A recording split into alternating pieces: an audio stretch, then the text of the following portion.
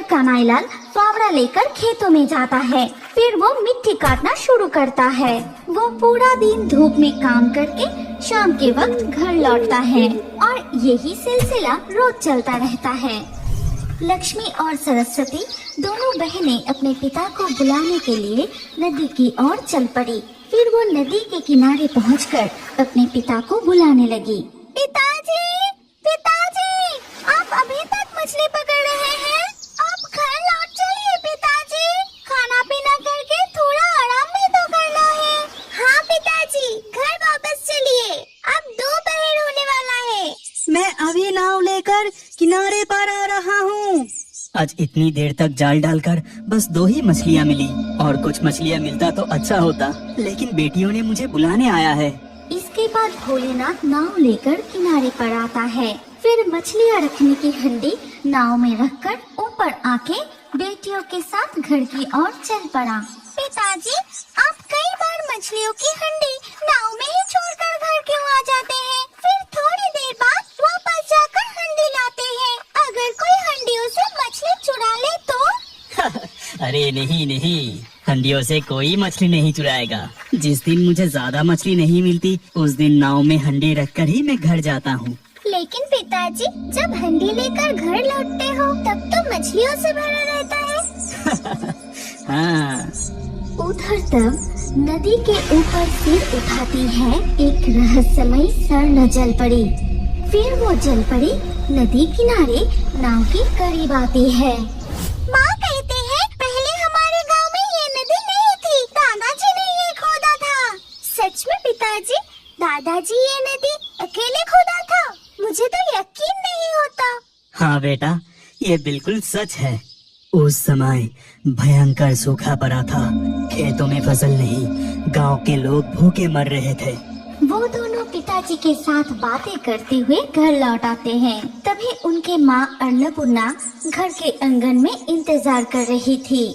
जी, आप जाकर घर आने का समय हुआ। अगर बेटियां तुम्हें बुलाने ना जाती तो शायद तुम शाम तक वहीं रहते। चलो अब खाना खा लो। इसके बाद सब लोग मिलकर खाने बैठते हैं। तभी लक्ष्मी पिताजी से पूछती है, फिर क्या हुआ पिताजी? दादाजी अकेले ये नदी खोदा कैसे? सूखे के कारण जब खेती नहीं हो रही थी तब गांव के लोग घर में बैठकर चिंता करने में व्यस्त थे। तब तेरे दादाजी ने ठान लिया।